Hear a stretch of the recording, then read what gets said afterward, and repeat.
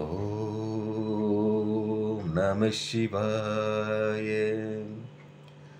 ஓம் நம சிவாய. ஓம் நம சிவாய. அன்பான சிவ அன்பர்களே, கடந்த நாட்களில் நம்ம சிவபெருமானுடைய வரலாற்று சிறப்புமிக்க தேவார பாடல் பெற்ற ஆலயத்துடைய வரலாற்று சிறப்பை நம்ம பார்த்துட்டு வரோம். அந்த வகையில் நம்ம இன்னைக்கு பார்க்க போகிற ஒரு ஆலயமும் மிகவும் வரலாற்று சிறப்பு மிக்க ஆலயம்தான். இந்த ஆலயத்துக்கு போனாலே முக்தி கிடைக்கும் என்பது நம்பிக்கை. அதனால் முக்தி பெற்ற ஆலயமாக இந்த ஆலயம் விளங்குது.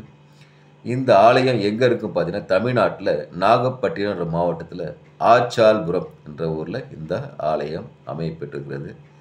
இங்கு இறைவன் மூலவர் பார்த்தீங்கன்னா சிவலோகத்தியராகவும், உற்சவர் பார்த்தீங்கன்னா திருஞான சம்பந்தராகவும் நமக்கு காட்சியளிக்கிறாங்க.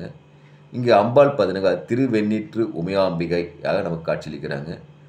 அதுக்கப்புறம் தல விருட்சம் பார்த்தீங்கன்னாக்கா இங்கே மாமரம். தேவார பாடல் பெற்ற காவிரி வடகத்தில் இந்த தலம் 5வது தலமாக நமக்கு விளங்குது. இங்கு இறைவன் பார்த்தீங்கன்னா சுயம்பு மூர்த்தியை நமக்கு அருள் பாலிக்கிறாரு. இங்கே இந்த ஆலயத்துடைய சிறப்பு என்னென்னா, ஆலய பரிகாரத்தில் ருணலிங்கேஸ்வரர் அமைந்திருப்பது மிகவும் சிறப்பாக பார்க்கப்படுது.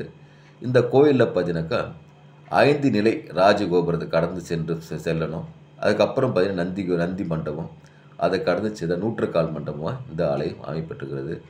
இங்கே இறைவன் பார்த்தீங்கன்னாக்கா சிவலோகத்தில் கிழக்கு முகம் பார்த்து அமைந்து காட்சியளிப்பது சிறப்பு. உமையாம்பியாமல் இங்கே கிழக்கு பார்த்தா நமக்கு காட்சியளிக்கிறாங்க.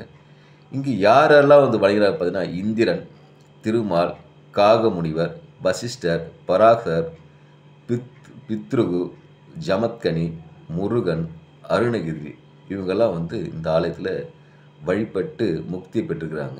சரிங்களா? அதுக்கப்புறம் பார்த்தீங்கன்னா, இங்கே இந்த ஆலயத்துக்கு இறைவனை வணங்கி சென்றால் நிச்சயம் முக்தி கிடைக்கின்றது மிகப்பெரிய ஐதீகமாக பார்க்கப்படுது. அதில் இந்த ஆலயத்தில் பிரகாரத்தில் ருணலிங்கேஸ்வரர் வணங்கினாக்கா தீராத கடன் பிரச்சனை விலகி சந்தோஷமாக வாழ்க்கை அமையப்பெறுவோம் நமக்கு சொல்லப்படுகிறது. இந்த ஆலயம் பார்த்தீங்கன்னா 1300 ஆண்டுகளுக்கு பழமை வாய்ந்த ஆலயமாக பார்க்கப்படுகிறது. இந்த ஆலயத்தில் தான், இந்த தலத்தில் தான் சிவ திருஞான சம்பந்தர் அவதரித்த தலமாகவும் இந்த தலம் பார்க்கப்படுது. அது மட்டுமல்லாது தன்னுடைய 16வது வயதில் மனக்கோலத்தில் திருஞான சம்பந்தர் தன் மனைவியுடன் ஜோதியில் ஐக்கியமாகிய தலமாகவும் இந்த தலம் பார்க்கப்படுது. இப்போது திருஞான சம்பந்தருக்கு 16 வயது ஆகுது. அப்போது எல்லாரும் திருமணத்துக்கு வற்புறுத்துகிறாங்க. அவர் திருமண பந்தத்துக்கு உடன்படலை. ஒரு காலகட்டத்தில் திருஞான சம்பந்தர் என்ன பண்ணுறாருன்னா, இது இறைவன் நடத்துகிற விளையாட்டுன்னு தெரிஞ்சு திருமணத்துக்கு சம்மதிக்கிறாரு. அனைவரும் இந்த ஆச்சால்புரம் என்ற ஊரில் இருக்கிற ஆலயத்துக்கு வராங்க. இங்கே ஆச்சாலாக இருக்கிற உமையாம்பிகை என்ன பண்ணுறாங்க, அந்த திருமணத்திற்கு வர அனைவருக்கும் உபசரித்து உணவாகவோ திருநீற்ற பிரசாதமாக கொடுக்குறாங்க.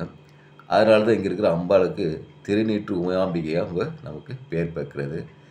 இப்படிப்பட்ட தளத்தில் அனைவரும் உட்காடுறாங்க திருமணத்துக்காக. இப்போ உட்காந்துருக்கும்போது அங்கே சிவபெருமான் ஜோதி பிழம்பா திருஞான சம்பந்தருக்கு காட்சியளிக்கிறாரு. என்ன சொல்கிறாருனாக்கா, நீயும் உனது மனைவியும் இந்த திருமணத்துக்கு அனைவரும் என்னோட ஜோதியில் ஐக்கியமாயிடுங்கன்னு சொல்லிட்டு சிவபெருமான் மறைஞ்சிடுறாங்க. மறைஞ்சிட்ட உடனே திருஞான சம்பந்தர் மிகவும் சந்தோஷம் பண்ணுறாரு. சந்தோஷம் அடைஞ்ச திருஞான சம்பந்தர் ஒரு பதிகம் பாடுறார்.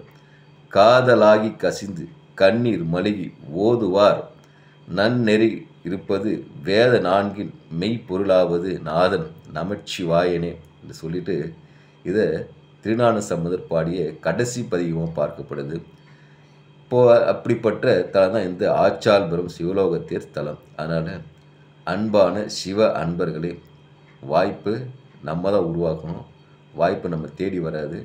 அதனால் ஒரு நாள் ஒரு வாய்ப்பு உருவாக்கிட்டு பக்கத்தில் நாகப்பட்டினம் மாவட்டத்தில் இருக்கிற ஆச்சால்புரம், சீர்காழியில் ஆச்சால்புரம் என்ற ஊரில் இருக்கிற சிவலோகத்தியர் ஆலயம் சென்று அனைவரும் அங்கே இருக்கிற இறைவனை வணங்கி நல்வழி பெற்று இன்பமுற்று ஈசனருள் பெருக இன்பமுற்று வாழ்க.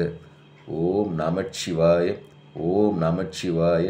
நமச்சிவாய வாழ்க, நாளந்தாள் வாழ்க, இமை பொழுதும் என் நெஞ்சில் நீங்காத தாழ் வாழ்க. ஓம் நமச்சிவாய.